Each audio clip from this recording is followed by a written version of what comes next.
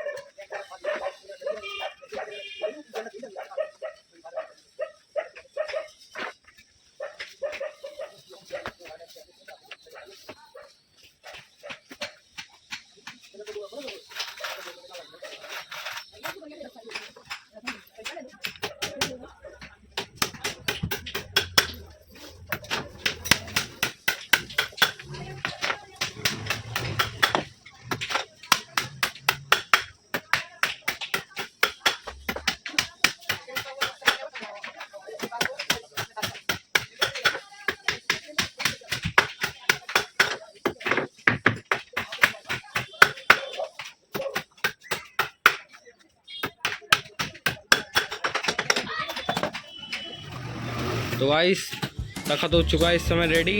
ये इस पे खींचा जाएगा, उसके बाद में स्टील शीट लगेगी, ये देख सकते हैं आप पूरा।